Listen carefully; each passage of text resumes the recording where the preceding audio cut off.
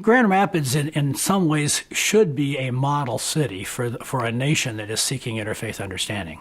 I've read about the Pluralism Project in Boston and about the book, How Did America, the Most Christian Nation, Become the Most Diverse Nation? And, Boston is not a model for the nation.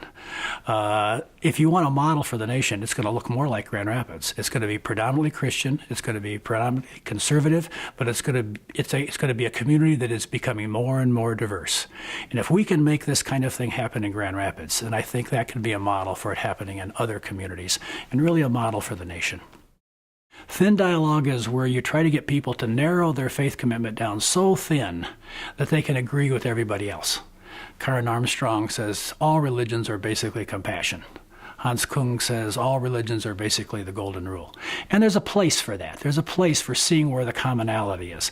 But in this community, with the strong religious traditions and strong religious commitments on the part of individuals and organizations, we've talked about thick interfaith dialogue. Bring the thickness of your faith to the table. Talk about all that you believe. Don't see how thin you can make your belief, but talk about the thickness of your belief.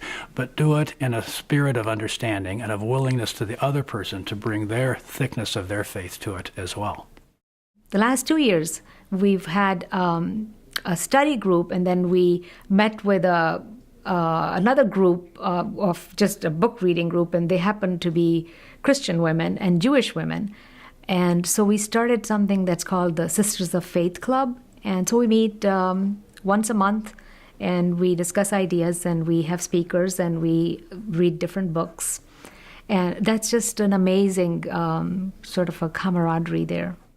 It seems to me that no matter what you believe, it all comes out to be the same. Our dreams, our hopes, our fears are all the same. So it really, there's no separation then. Once you come to that level, that you start talking in these tones, then there is no separation. Then we all connect right away. You hear this term interfaith, and you think it'll be, wow, it's the young, progressive people that are going to be, kind of embracing this movement. But really, it's this generation of older people that typically, I think we think, as younger people, we think they're the ones that are stuck in their ways, and they're not going to want to break out of their kind of little pockets of religion that they've formed. But I was really amazed to see that those were the people that were leading the cause. And my generation was really absent from a lot of this. So I hope that going forward, we can really take some of that, take the leadership of the people that have been involved so far in this Year of Interfaith and help engage our congregations, engage the younger people in our congregations to take the next step. I think there is a danger with going overboard in interfaith dialogue.